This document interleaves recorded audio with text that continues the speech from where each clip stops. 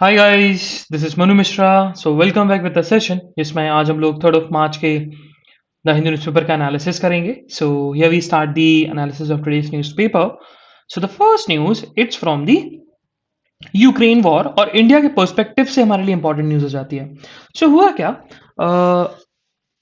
कल ministry of external affairs ने एक नोटिफिकेशन जारी किया और बोला कि जितने भी इंडियंस फंसे हुए हैं खारकीव एरिया में, जो कि सेकंड लार्जेस्ट सिटी है after Kyiv in the country of Ukraine, जितने भी इंडियंस फंसे हुए हैं वो सब लोग उस एरिया को खाली कर दें, इवैक्यूएट कर ले अपने आप को, या तो अपने आप को सेफ रखें।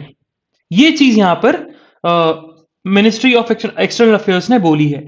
और इसी के रिटेलिएशन में गवर्नमेंट ने क्या किया, गवर्नमेंट ने कल हमारे हमारे प्रधानमंत्री नरेंद्र मोदी ने टेलीफोनिक कन्वर्सेशन किया with the Russian counter part Vladimir Putin. And उसके बाद रशिया की तरफ से स्टेटमेंट आया कि यूक्रेन जो है ना वो इंडियन स्टूडेंट्स को शील्ड बना के रख रहा है। एंड उन्होंने अर्ज किया है अपनी ही आर्मी से, रशियन आर्मी से, कि इंडियंस की आप हेल्प करें to evacuate them from the country of Ukraine. Okay, ये चीज उन्होंने बोली है। And one more thing, operation Ganga को लेकर भी मोदी जी ने बताया कि we are have a ongoing operation named operation Ganga, जिसके चलते हम इंडियन नेशनल्स को यूक्रेन से वापस लेके आ रहे हैं कंट्री में, इंडिया में।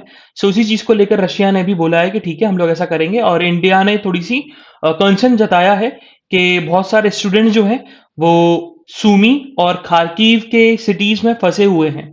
तो ये थोड़ा सा बोन ऑफ कंटेंशन बना हुआ है। कीव थोड़ा सा सेफ है अभी, बट सूमी और खारकीव जहां पर बहुत सारे इंडियंस हैं और यूक्रेन ने रशिया ने पूरी तरीके से कैप्चर कर लिया है, बॉम्बार्डिंग हो रही है, वॉर हो रहा है वन टू बिल्कुल आमने सामने, उस चीज को लेकर यहां पर बोला गया है। और अच्छा, ये ना ऑपरेशन गंगा ना, ऐसे 2-3 ऑपरेशन हुए हैं जो कि हमें याद करने की जरूरत है एग्जामिनेशन पर्सपेक्टिव, जो कि हमें पूछा भी जा सकता है एग्जाम में। अब जैसे कि यू ऑपरेशन गंगा है, तो ऑपरेशन गंगा क्या है? ऑपरेशन गंगा इज समथिंग कि आप इंडियंस को यूक्रेन से एवैक्यूएट कर रहे हो because of the Russia Ukraine war. फिर एक मिशन ऑपरेशन हुआ था, operation Vande Bharat in the year 2020।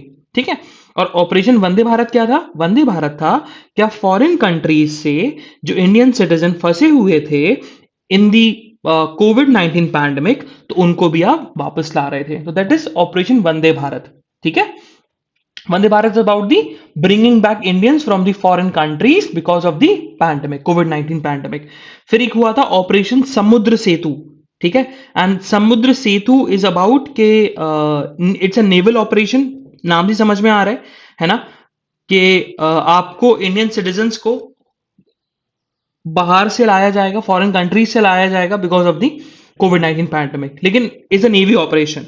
और वंदे भारत इज समथिंग कि सेंट्रल गवर्नमेंट लाने वाला है। ठीक है, फिर एक और हुआ था ऑपरेशन राहत करके हुआ था, जब यमन में वॉर हुई थी तब 2015 में, तो ऑपरेशन राहत स्टार्ट हुआ था। ऑपरेशन मैत्री समथिंग के जब 2015 में नेपाल में अर्थक्वेक आया था, तब ऑपरेशन मैत्री स्टार्ट हुआ था। तो ये 2-3 ऑपरेशंस याद रखना जो कि हमारे एग्जामिनेशन पर्सपेक्टिव के लिए इंपॉर्टेंट है। लाइक ऑपरेशन गंगा, ये याद रहेगा। वंदे भारत के जितने भी फॉरेन कंट्रीज में इंडियन नेशनल्स फंसे हुए हैं उनको सेंट्रल गवर्नमेंट लेके आएगा, वापस लेके आएगा because of the pandemic, that is Vande Bharat. फिर उसी से ही रिलेटेड था operation Samudra Setu, but same था ऑपरेशन वंदे भारत की तरह, बट ये नेवल ऑपरेशन था, आपको शिप के थ्रू लेके आया जाएगा।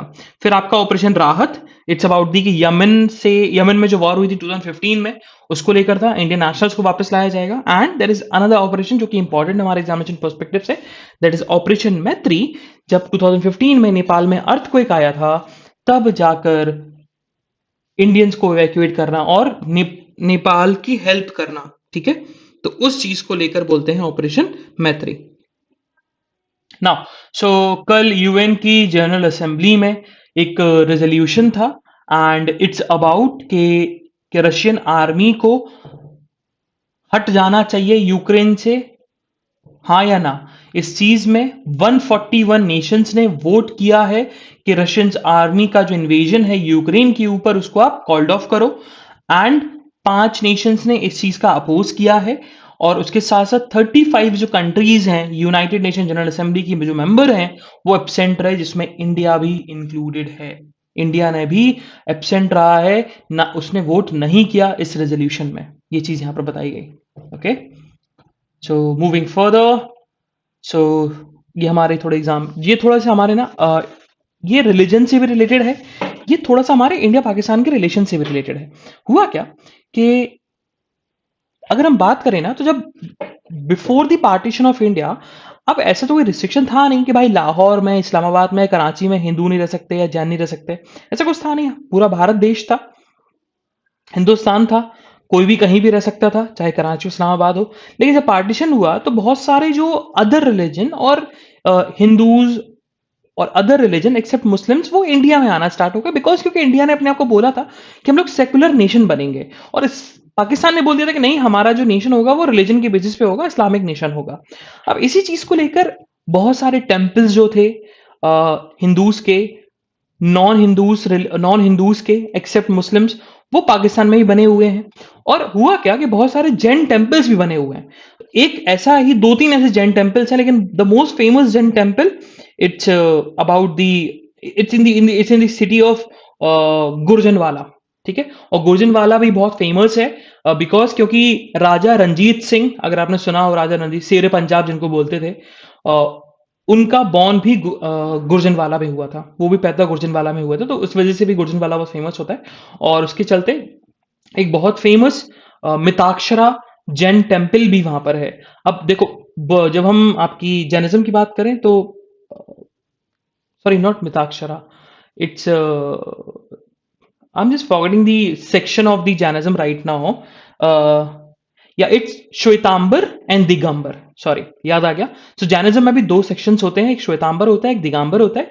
तो श्वेतांबर इज समथिंग, वो मॉन्क्स जो व्हाइट क्लोथ्स पहनते हैं, ठीक है, वो जैन मॉन्क्स जो कि व्हाइट क्लोथ्स पहन के रखते हैं ना, वो उनको बोलते हैं श्वेतांबर। श्वेत मतलब व्हाइट, तो व्हाइट क्लोथ्स पहन के चलते हैं। एक होते हैं दिगंबर, तो दिगंबर इज समथिंग जो कि फुली न्यूड होते हैं। अगर आपने बहुत सारे जैन मॉन्क्स देखे होंगे तो न्यूड होते हैं, सो वो दिगंबर सेक्शन के होते हैं। सो देखा जाए तो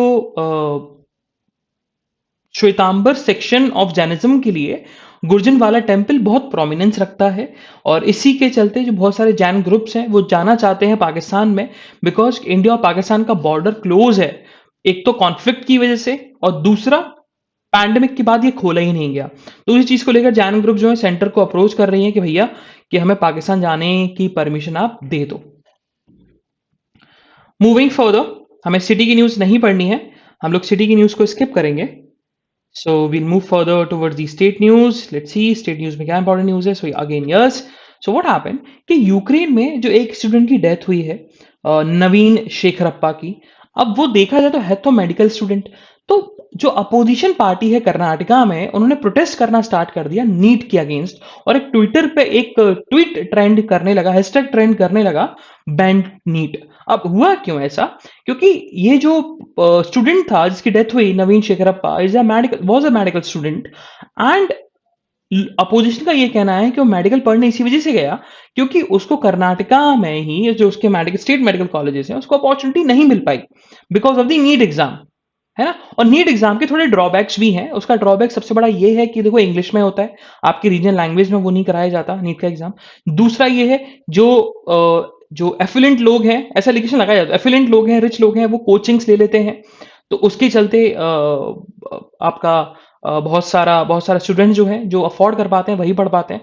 तो ये नॉर्दर्न बेल्ट के लिए बहुत बेनिफिशियल होता है, मतलब नॉर्दर्न बेल्ट में दिल्ली के बच्चे, यूपी के बच्चे, बिहार के बच्चे, मध्य प्रदेश के बच्चे, राजस्थान के बच्चे। और जब हम स्टेट मेडिकल कॉलेज की बात करें तो स्टेट मेडिकल कॉलेज सेटअप किसके पैसे से हुआ? From the taxes of the residents of Karnataka, या जो भी स्टेट में, जिस भी स्टेट की हम बात करें। तो भाई अब देखा जाए तो हक किसका बनता है कर्नाटका के मेडिकल कॉलेज में पढ़ने का? क्योंकि भाई कर्नाटका के लोगों के पैसों से मेडिकल कॉलेज बना, तो भाई कर्नाटका के बच्चों का भी तो हक बनता है ना।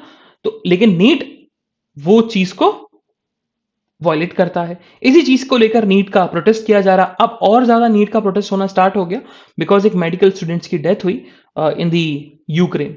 ओके, और एक और स्टूडेंट की डेथ हो गई, बट वो शेलिंग या बॉम्बार्डिंग से नहीं हुई है, वो स्ट्रोक से हुई है बिकॉज वो ऑलरेडी उसकी तबीयत जो थी खराब थी।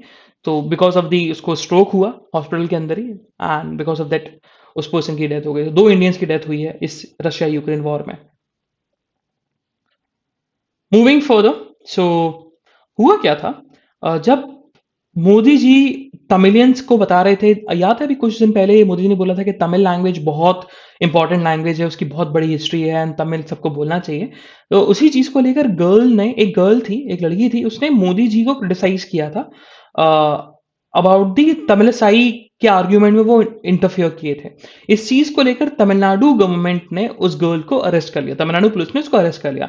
लेकिन जब ये बात स्टेट ह्यूमन राइट कमीशन को पता लगी तो उन्होंने बोला कि देखो, जो गर्ल ने आर्गुमेंट दिया वो उसका फंडामेंटल राइट था, freedom of speech and expression था, तो आप उसको ऐसे अरेस्ट नहीं कर सकते। और स्टेट ह्यूमन राइट कमीशन ने उस गर्ल को 2 लाख रुपए का कंपनसेशन देने का वादा किया और डायरेक्शन दिया है तमिलनाडु गवर्नमेंट को कि आप ये पैसा देंगे।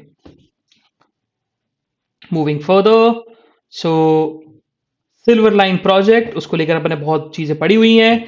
तो सिल्वर लाइन प्रोजेक्ट को लेकर यही कहना है Kerala railway development corporation limited का कि भैया, अगर सेंटर परमिशन नहीं देता है तो सिल्वर लाइन प्रोजेक्ट में डिले होता ही जाएगा।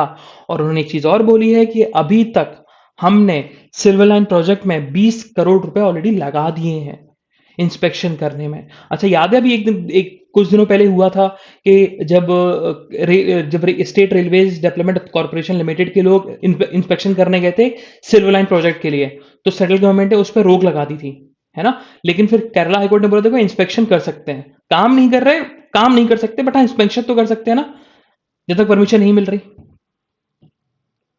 मूविंग फर्दर, सो कल एक बहुत प्रोमिनेंट जो प्ले पार्टनरशिप है उनकी वाइस गूगल की वाइस प्रेसिडेंट पूर्णिमा कोशिकर, उन्होंने बोला है कि इंडिया जो है ना अपने आप को ट्रांसफॉर्म कर रहा है इनटू ऐप इनोवेटिव हब में। हमने इस पे एडिटोरियल भी पढ़ा था, याद करो, लेकिन वो सिर्फ गेमिंग तक रिस्ट्रिक्टेड था कि गेमिंग से कितना कितना फायदा हो सकता है इंडियन इकोनॉमी को, कितना फायदा हो सकता है, अनएम्प्लॉयमेंट दूर हो सकती है, अदर सेक्टर्स में भी हेल्प मिल सकती है। क्योंकि आप गेम बनाते हो तो भाई आपको ऐप बनाना पड़ेगा, आपको सॉफ्टवेयर की ज़रूरत पड़ेगी, आपको बहुत ज़्यादा माइंड्स की ज़रूरत पड़ेगी, सॉफ्टवेयर माइंड्स की ज़रूरत पड़ेगी, तो अनएम्प्लॉयमेंट भी खत्म होगा और गेमिंग इंडस्ट्रीज भी एक बूस्टअप आने वाला है उसमें, क्योंकि इंडिया पॉपुलेशन है ही। तो इस चीज़ को लेकर ऑथर ने बताया कि इंडिया जो है ना अपने आप को ट्रांसफॉर्म कर रहा है इंटू ऐप इनोवेशन हब में, है ना। और वो एडिटोरियल इस वजह से लिखा गया था कि कर्नाटका हाईकोर्ट ने पुलिस अमेंडमेंट एक्ट लेके आई थी एंड इट्स अमेंडमेंट एक्ट के अकॉर्डिंग जो केरला गवर्नमेंट ने सारे ऑनलाइन गेम्स पे बैन लगा दिया था उसके अगेंस्ट में था, है ना। चलो, moving further on the editorial page, आज हमारे 2 ही एडिटोरियल इंपॉर्टेंट है। The first one it's about the lines and rules, इसको अपन डिस्कस करेंगे। The second one it's about the negation of individual and a collective moral decay, इसको अपन discuss करने वाले हैं, ये 2 एडिटोरियल। चलो, तो first will discuss the lines and rules. देखो, यहां पर ऑथर ने जो एडिटोरियल स्टार्ट किया ना वो इस बेसिस पे किया कि देखा जाए तो अभी राज्य भवन और स्टेट गवर्नमेंट के बीच में बहुत सारे स्टेट्स में कन्फ्रंट्रेशन देखने को मिल रहा है। अब यहां पर राज्य भवन और गवर्नमेंट, स्टेट गवर्नमेंट का मतलब है गवर्नर और स्टेट गवर्नमेंट के बीच में एक ड्रिफ्ट देखने को मिल रहा है। हमने बहुत एडिटोरियल्स पढ़े हैं इस पे। हमने देखा कि तमिलनाडु में ऐसा सीन हो रहा है, हमने देखा कि भैया तमिलनाडु में सिनेरियो हो रहा है बिकॉज ऑफ द नीट, हमने केरला में देखा बिकॉज ऑफ द यूनिवर्सिटी, हमने यहाँ पर आपका आपका वेस्ट बंगाल में देखा, हमने राजस्थान में देखा, बहुत सारे स्टेट्स हैं। और स्पेशली वो स्टेट्स, स्पेशली क्या सारे स्टेट्स वही हैं जो नॉन बीजेपी रूलिंग स्टेट्स हैं, ठीक है। फिर ऑथर ने इस पे बोला कि अभी हम केरला की तरफ से एग्जाम्पल लें तो जो रिफ्ट खत्म करने की जो इनिशिएटिव लिया गया वो गवर्नमेंट की तरफ से लिया गया, और बर्डन भी गवर्नमेंट की तरफ से होता है कि भाई के चीफ मिनिस्टर्स जो हैं वो इस कॉन्स्टिट्यूशनल क्राइसिस को, इस रिफ्ट को, इस कन्फ्रंट्रेशन को between chief minister and the governor को खत्म करा जाए। और वही चीज, ये चीज डिपेक्ट होती है जो केरला में अभी पिनरई विजयन ने पीस लाने को बोला है between government and Arif Mohammad Khan. लेकिन उसके बाद भी कन्फ्रंट्रेशन जो है बढ़ता जा रहा है। तो ऑथर ने फिर बोला कि ये सारी प्रॉब्लम की जड़ क्या है ना। सबसे बड़ी दिक्कत तो यही है, इस प्रॉब्लम की सबसे बड़ी जड़ क्या है। तो उन्होंने बोला द प्रॉब्लम्स जो इस कन्फ्रंट्रेशन की, इस रिफ्ट की है, it's about to understand their own powers. है ना? हमें नहीं पता उनकी, हम कुछ समझ नहीं पाते कि गवर्नर के पास और गवर्नमेंट के पास कितनी पावर है। ठीक है? उस चीज को लेकर बहुत बार केसेस भी हुए, कमीशन भी बनी, बहुत सारी कमीशन रिकमेंडेशन भी दी, और एक ऐसा ही केस हुआ था 1974 में, जिसमें सुप्रीम कोर्ट ने लेट डाउन किया था कि भाई जो प्रेसिडेंट और गवर्नर हैं वो सिर्फ वही काम कर सकते हैं जो उनकी उनके उनके council of ministers aid and advice देंगे। ठीक है? मतलब president governor will act on the aid and advice of their respective council of ministers. ठीक है? ये चीज सिंपल सी बात बोली थी। हाँ, एक चीज और बोला गया था कि हाँ कुछ एक्सेप्शनल सिचुएशंस होंगे, बट वो एक्सेप्शनल सिचुएशन की लिस्ट बनाई जाएगी, लेकिन अभी तक ऐसी कोई लिस्ट बनाई नहीं गई। हाँ, कुछ लिस्ट हैं, गवर्नर को एक्सेप्शनल सिचुएशन में डिस्क्रिशनरी पावर मिलती है, लेकिन प्रेसिडेंट को लेकर ऐसी कोई लिस्ट नहीं बनी। ठीक है? फिर आगे ऑथर ने बताया, देखो अब देखा जाए तो कुछ ऐसी सिचुएशंस आ जाती हैं जिसमें हम लोग पता नहीं लगा सकते कि गवर्नर के पास पावर है भी कि नहीं। अब जैसे कि उन्होंने बोला कि आप क्लीमेंसी ग्रांट कर देना या बिल को असेंट दे देना। अब ये सारी चीजें गवर्नर की डिस्क्रिशनरी पावर है कि नहीं है, ये एक्सेप्शनल सिचुएशन में आती हैं या नहीं आती, ये थोड़ी सी प्रॉब्लम वाली बात है ना? फिर उन्होंने यही बोला कि तमिलनाडु में अभी इंसिडेंट हुआ था, कि अभी जो तमिलनाडु में इंसिडेंट हुआ, जैसे कि भाई के वहां के गवर्नर ने आपके नीट के बिल को रिकंसिडरेशन के लिए भेज दिया है, रिकंसिडरेशन के लिए प्रेसिडेंट को रेफर कर दिया है, प्रेसिडेंट कंसिडरेशन के लिए भेज दिया। उसका रीजन सही बताया गया, उसने बोला कि देखो तमिलनाडु गवर्नर की गलती नहीं है इसमें।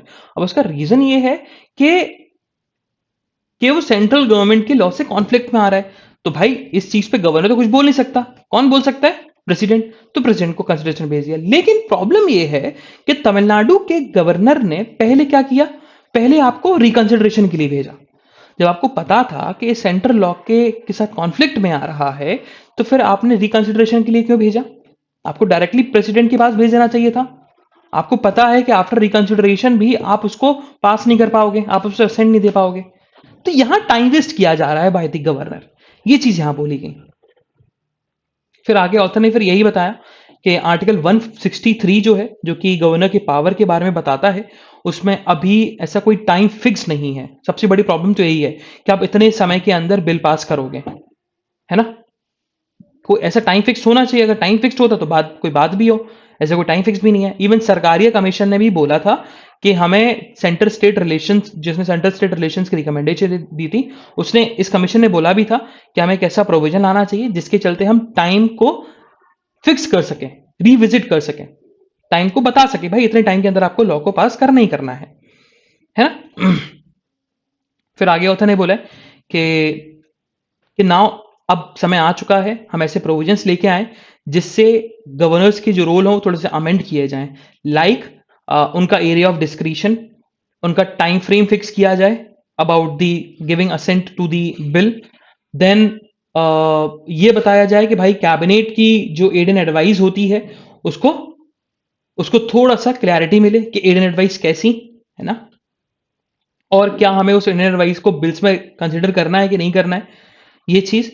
फिर उसके बाद ये भी यहां पर ऑथर ने बोला है कि अगर जब आप, गवर्नर जो है जब बिल को रिकंसिडरेशन के लिए भेजता है, तो किस बेसिस पे भेजता है, ये भी चीज बोली गई है। मतलब आपको पहले प्रॉब्लम बतानी पड़ेगी, आपको बताना पड़ेगा, उसके बाद ही आप रिकंसिडरेशन के लिए भेज पाओगे।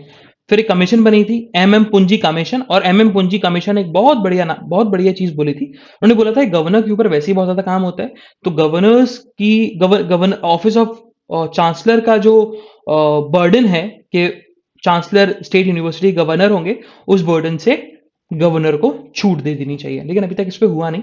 तो गवर्नमेंट को ये सारे चीजें करनी चाहिए जिसके चलते हम लोग गवर्नेंस की पावर को डिफाइन कर सकें। Okay, moving further towards the next editorial, that's about the negation of the individual and a collective moral DK.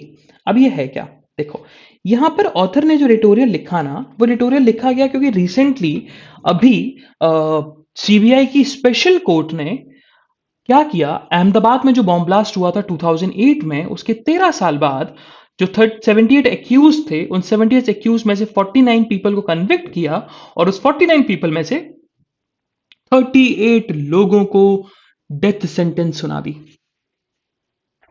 और ऑथर का प्रॉब्लम इस बात पे नहीं है, ऑथर का प्रॉब्लम इस बात पे है कि डेथ सेंटेंस सुनाने के बाद भी, इतने लोगों को डेथ सेंटेंस सुनाने के बाद भी आम जनता, पब्लिक जो है वो साइलेंट है, उन्होंने कोई भी कंसर्न नहीं जताया इस चीज को लेकर। और इट्स अ लॉन्ग, इट देखा जाए it's one of the longest judgement in the Indian judicial history. ये 7,000 पेज का है, लॉन्गेस्ट नहीं है, वन ऑफ द लॉन्गेस्ट है। ठीक है, तो यही चीज बोली गई है और बताया गया कि after the independent, after after the India got independent, judicial history में ये सबसे एक केस ऐसा है जिसमें सबसे ज्यादा लोगों को आपने डेथ सेंटेंस दी है on the use of discretion.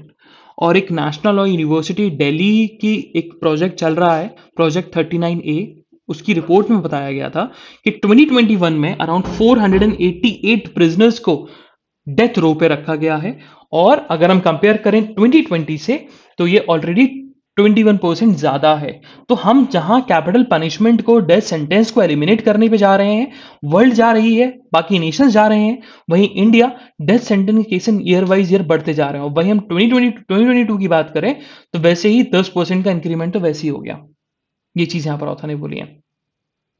फिर ऑथर ने यहां बताया गया कि देखा जाए तो ये जो कैपिटल पनिशमेंट होती है और जो डेथ सेंटेंस होता है, ये देखा जाए डिग्री ऑफ रेट्रीब्यूटिव जस्टिस। अब रेट्रीब्यूटिव जस्टिस का मतलब होता है कि एन आई फॉर एन आई, आपने मारा तो हम आपको डेथ सेंटेंस देंगे।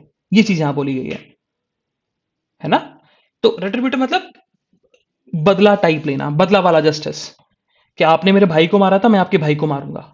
तो ये बदला वाला जस्टिस, रेट्रीब्यूटिव जस्टिस ये होता है।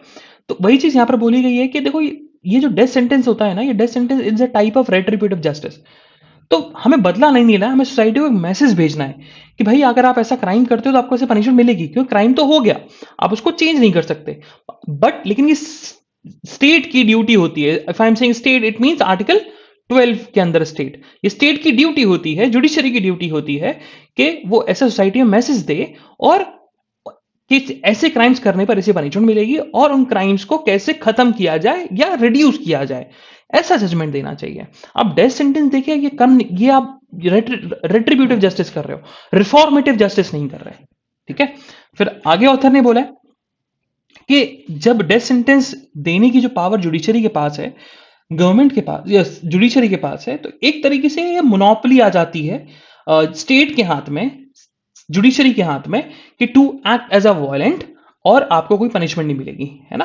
क्योंकि भाई देखो, डेथ सेंटेंस तो कोई दे नहीं सकता इंडिया में। कौन दे सकता है? जुडिशरी, कोर्ट दे सकती है। तो एक उनके हाथ में मोनोपोली है कि हम आपको मार भी देंगे और हमें कुछ बोलेगा भी नहीं कोई। तो ये बताया गया कि वायलेंस की मोनोपोली डेथ सेंटेंस ग्रांट करता है स्टेट को, जो कि हमें खत्म करनी चाहिए। तो पहले तो डेथ सेंटेंस पे बहुत सारे केसेस हुए, लेकिन एक कॉन्सेप्ट अराइज हुआ था बच्चन सिंह केस में, Bachchan Singh versus state of Punjab में।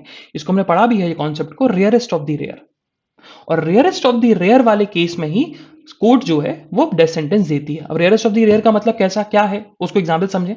मान के चलो मनु मिश्रा ने एक आदमी का मर्डर किया, तो भाई मर्डर की मैक्सिमम पनिशमेंट डेथ सेंटेंस भी है और लाइफ इंप्रिजनमेंट भी है। और वहीं एक पर्सन है, पर्सन ए, उसने मास मर्डरिंग करी, मतलब वो बंदूक लेके मार्केट में गया और सबको मारना स्टार्ट कर दिया और कम से कम 15-20 लोगों की डेथ हो गई। तो देखा जाए मर्डर तो मनु ने भी किया था, मर्डर तो पर्सन ए ने भी किया। बट ये डिग्री को डिफाइन कर रहा है कि भाई मनु मिश्रा ने मर्डर किया, हो सकता है ग्रेव एंड सडन प्रोवोकेशन में किया हो सकता है सेल्फ डिफेंस में किया हो, लेकिन मर्डर है ना। और वहीं अगर हम बात करें पर्सन ए की, तो पर्सन ए ने तो मजे के लिए किया, साइको था। तो मनु मिश्रा के क्राइम में और उस पर्सन ए के क्राइम में डिफरेंस है। तो क्या पनिशमेंट मनु मिश्रा की और पर्सन ए की सेम होनी चाहिए? नहीं। तो मनु मिश्रा को डेथ पेनल्टी नहीं मिलेगी, बट उस पर्सन को because of the rarest of the rare concept उसको डेथ पेनल्टी मिल जाएगी। ठीक है। तो और क्रिमिनल ज्यूरिस्प्रूडेंस की हम बात करें तो क्रिमिनल ज्यूरिस्प्रूडेंस में कोर्ट जो है वो कैलकुलेट करता है proportionality between the crime and punishment. ये यहां चीज बोली गई है और उस कैलकुलेशन के बेसिस पर आप कोर्ट जो है पनिशमेंट देता है। इवन पीएन भगवती ने भी बोला था कि जो रेयरेस्ट ऑफ द रेयर वाला जो कॉन्सेप्ट आया है और डेथ पेनल्टी को बोलता है, ये कोर्ट डेथ पेनल्टी दे सकता है, ये बल्कि ये मोरल इंपेरेटिव के अगेंस्ट में है ना। ये मोरली रॉन्ग है, क्योंकि आप इंस्टीट्यूशन को पावर देते हो कि किसी को आप मार दो क्योंकि उसने कुछ डिफेक्ट किया है। तो ये चीज गलत है। ठीक है, तो ये rarest of the rare standard जो है ये गलत है, क्योंकि इंस्टीट्यूशन को पावर दे रहा है और ये ब्रैकेट पे रख रहा है उन पीपल को कि इनको जीने का हक नहीं है। तो ये चीज गलत है, आर्टिकल 21 का भी इसमें ब्रीच होता है। ओके, फिर यहां पर ऑथर ने इस केस की ही बात करी। अपन अब जब इस केस मतलब क्या बोलते हैं, जो अभी अहमदाबाद वाले जजमेंट की बात करी, उन्होंने बोला कि जब वर्डिक्ट आया था ना, तो इस वर्डिक्ट में कोर्ट ने सिंपल सी बात बोल दी थी कि देखो, कोर्ट ने सिंपल सी बात बोल दी थी कि हम 49 लोगों को आउट ऑफ 78 एक्यूज कन्विक्ट करते हैं। यहां पर इंडिविजुअली कोई बात की ही नहीं गई, है ना। कोई इंडिविजुअली बात करना चाहिए था आपको कि भाई हम इंडिविजुअली बात करेंगे, कि इंडिविजुअल की ये रिस्पॉन्सिबिलिटी थी। आप जब क्रिमिनल मैटर की बात करते हो, जैसे कि मान के चलो कि यहां पर 3 लोग कन्विक्ट एक्यूज है मर्डर के, तो भाई तीनों ने मर्डर तो नहीं किया होगा, मर्डर तो किसी एक के एक्ट से हुआ होगा। हाँ, हो सकता है कि चाकू सबने घोपे हो, चाकू सबने स्टैब किया हो, बट किसी एक पर्सन के स्टेप से मरा हो, तो हर पर्सन की अलग लाइबिलिटी है। हो सकता है कि तीसरा पर्सन ने चाकू डिलीवर किया हो, भाई मुझे अबिट किया हो कि मनु मिश्रा आप चाकू पकड़ो मार दो, तो उस पर्सन ने डायरेक्टली मर्डर तो नहीं किया, इनडायरेक्टली किया। तो हर इंडिविजुअल की डिफरेंट रिस्पॉन्सिबिलिटी है, हर इंडिविजुअल की डिफरेंट एक्ट था उस क्राइम में, लेकिन कोर्ट ने इन मास उन 49 लोगों को कन्विक्ट कर दिया, है ना। तो जिससे जो मिटिगेटिंग फैक्टर है वो काम ही नहीं कर पाया डिफेंडेंट लोगों के लिए। अब मिटिगेटिंग फैक्टर क्या होता है, देखो mitigating factors are those factors जिससे आपकी जो पनिशमेंट है वो रिड्यूस की जा सके। अब जैसे कि मान के चलो किसी पर्सन ने मर्डर किया, अब उस पर्सन, आप ये बोल दो कि भाई आप ये बता दो जैसे कि उस पर्सन की एज ना 17 ईयर्स की जुवेनाइल है, तो उसको आप जेल नहीं भेजोगे, उसको आप डेथ पेनल्टी नहीं दोगे, उसको उसको जो पनिशमेंट है हार्श नहीं दोगे।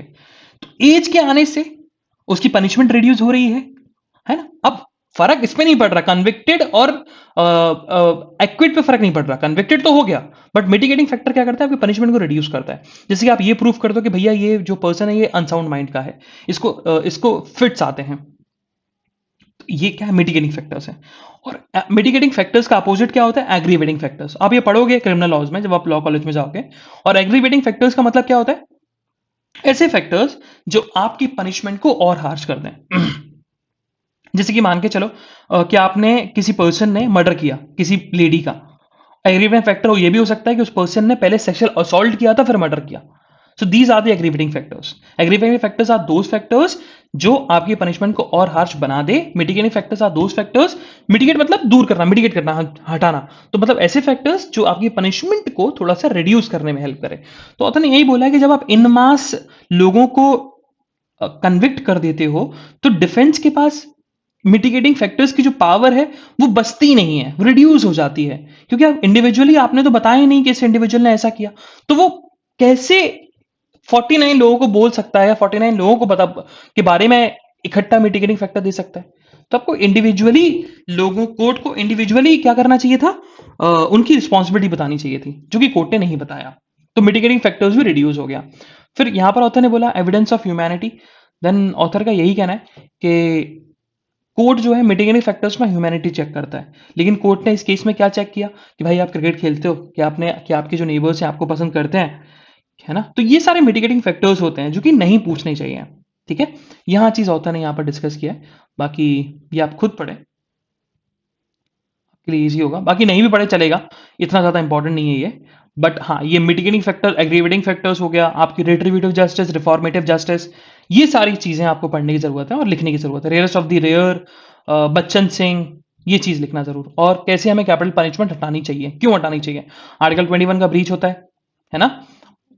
और ऐसे ही अच्छा और पॉइंट्स लिखो आर्टिकल 21 के अलावा, और भी अदर पॉइंट्स लिखो कमेंट बॉक्स में, अकॉर्डिंग टू यू कि कैपिटल पनिशमेंट क्यों हटना चाहिए। ठीक है, लिखिए जरा कमेंट बॉक्स में, देखें भाई। Moving further on the national news again. So students के बीच में जो यूक्रेन में फंसे हुए हैं, थोड़ी सी एक फ्यूम पैदा हो चुका है उनमें, बिकॉज क्योंकि प्रॉब्लम ये है, क्योंकि शॉर्ट नोटिस पर मिनिस्ट्री ऑफ एक्सटर्नल अफेयर्स ने उनको बोला है कि आप खारकीव छोड़ दो, तो अब ये पॉसिबल नहीं था। स्टूडेंट्स के बीच में एक ऐसा ऐसा एक फ्यूम, एक गवर्नमेंट के अगेंस्ट थोड़ा सा डिस्प्लेजर देखने को मिला, एंगर देखने को मिला। मूविंग फर्दर, सो रशिया ने अश्योर किया है कि भाई, रशिया एनवॉय ने भी बोला है कि हम अश्योर करते हैं कि रशियन आर्मी जो है वो इंडियन स्टूडेंट्स को इवैक्यूएट करवाएगी यूक्रेन से, और उनको कोई हार्म नहीं पहुंचाएगी, ना उनको हार्म पहुंचने से रोकेगी भी। ये चीज उन्होंने अश्योर करी है। मूविंग फर्दर, सो एक स्टडी हुई, एक स्टडी में बताया गया कि आउट ऑफ 10, 9 इंडियंस सोचते हैं कि वाइफ को हस्बैंड को ओबे करना चाहिए। तो देखा जाए तो इक्वलिटी के अगेंस्ट है, जेंडर रूल्स बताता है, जेंडर डिस्क्रिमिनेशन बताता है कि कैसे अभी भी एक हमारा जो माइंडसेट है वैसा माइंडसेट है। मतलब 90% ऑफ दी, इस रिपोर्ट से अगर हम देखें तो 90% ऑफ दी जो हस्बैंड सोचते हैं या इंडियन सोचते हैं कि अभी भी वाइफ को ओबे करना चाहिए अपनी हस्बैंड की बातों का, चाहे वो सही हो या गलत हो। ओके, अब ये है क्यों? अब उसका मेन रीजन ये है क्योंकि हस्बैंड जो है वो एक्सटर्नल एक्ट करता है और पैसा कमाता है। अगर वो अगर मेजोरिटी ऑफ अगर देखा जाए तो बराबर अगर हो जाए, लड़कियां भी पैसा कमाए और हस्बैंड भी, वाइफ भी पैसा कमाए, हस्बैंड भी पैसा कमाए, तो फिर ये माइंडसेट चेंज हो जाए। लेकिन बिकॉज ऑफ दी मैन जो है उसका सबसे बड़ा शेयर है to for the earning of money, जिसके चलते ये माइंडसेट जो है ना, ये बन जाता है हमारा कि औरतें घर पे रहती हैं तो हमारा हक बनता है कि हमारी बात माने। ओके, इसी के चलते गवर्नमेंट हमेशा बोलती है और बहुत सारे लोग भी बोलते हैं कि भाई गर्ल को एजुकेशन देना बहुत ज़रूरी है, गर्ल्स को एम्प्लॉयमेंट देना बहुत ज़रूरी है। और बहुत सारे ऐसे ऑर्गेनाइजेशंस हैं इंडिया में, एंड इंडिया में बहुत सारे ऐसे ऑर्गेनाइजेशंस हैं जो कि गर्ल्स को बहुत ज़्यादा अपॉर्चुनिटीज़ देते हैं, फीमेल्स को ज़्यादा अपॉर्चुनिटीज़ देते हैं। Even our organization also top rankers, देखा जाएगा तो मेजोरिटी ऑफ दी जो एम्प्लॉयज़ हैं वो आपकी फीमेल है। ऐसा होना चाहिए। मूविंग फर्दर, सो ये पूरा इलेक्शन से भरा हुआ है तो नहीं पढ़ना है। On the national news again, so what happened, so experts का ये कहना है कि next wave can not be predicted. कि आईआईटी कानपुर की एक रिपोर्ट आई थी, उन्होंने उस रिपोर्ट में बताया गया था कि भाई जो फोर्थ वेव आएगी कोविड 19 की, आपकी आपकी अप्रैल जून के बीच में, जून जुलाई के बीच में, उस चीज को एक्सपर्ट्स जो हैं, इंडिपेंडेंट एक्सपर्ट्स हैं, उन्होंने इस चीज को नकारा है। उन्होंने बोला कि आप ऐसे प्रिडिक्ट नहीं कर सकते कि वेव कब आने वाली है। बाकी अभी एक सुप्रीम कोर्ट में ऑलरेडी हियरिंग चल रही है अबाउट के कोविड 19 वैक्सीन को मैंडेटरी करना चाहिए या नहीं। इस चीज को लेकर प्रशांत भूषण इसके अगेंस्ट में, उन्होंने बोला कि देखो मैं तो अभी तक वैक्सीनेट नहीं हुआ है ना, तो ये मेरा राइट है, ये मेरी इंडिविजुअल हेल्थ है कि मैं खुद ये डिसाइड करूं कि मुझे वैक्सीन लगवानी कि नहीं लगवानी, कोई मुझे बाइंड नहीं कर सकता। और इस चीज को लेकर सुप्रीम कोर्ट ने गवर्नमेंट से आंसर पूछा है कि भाई मैंडेटरी कोविड 19 जो वैक्सीन आपने करी है क्या वो सही है या गलत है। मूविंग फर्दर, यहां पर से मिलान पढ़ना है, तो मिलान है क्या?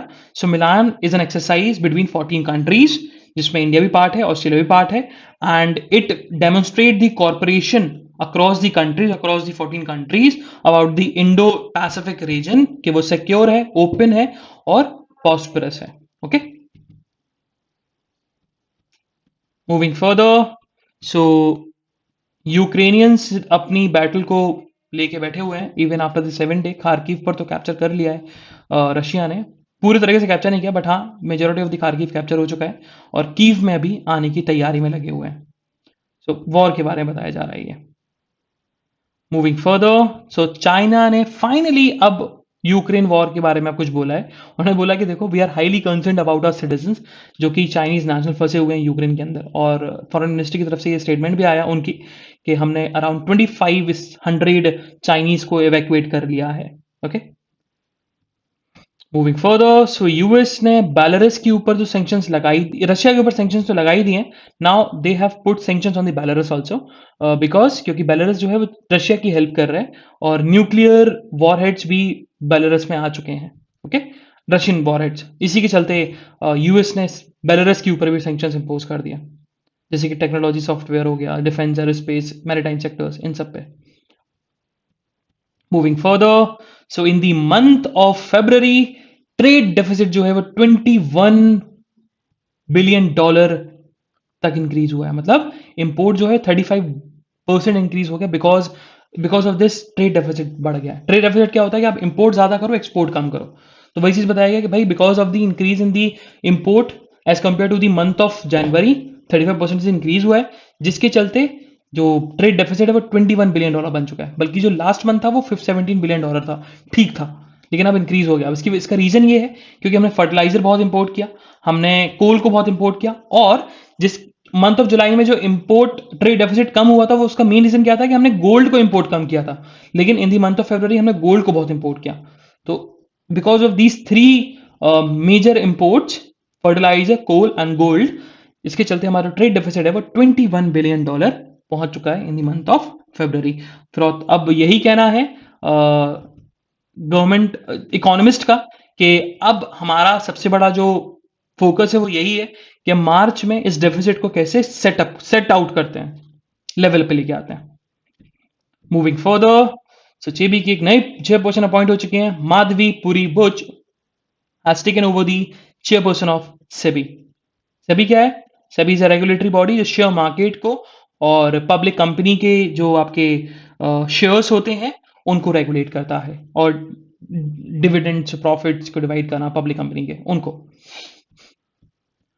So on the sports news, ऐसे कोई स्पोर्ट्स न्यूज़ नहीं है जो हमारे एग्जामिनेशन पर्सपेक्टिव के लिए इंपॉर्टेंट हो। So this is the analysis of today's newspaper. हम लोग कल फिर मिलेंगे with some exciting news, exciting current affairs. लेकिन हाँ, एक बात और, आपको ये कमेंट बॉक्स में लिखना है अबाउट के कैपिटल पनिशमेंट क्यों हटनी चाहिए, what's the reason, what should be the reason to eliminate capital punishment from our penal code except article 21. Okay, so कल फिर मिलते हैं with some exciting news, exciting current affairs. तब तक के लिए bye bye, have fun and enjoy your day. Bye bye guys.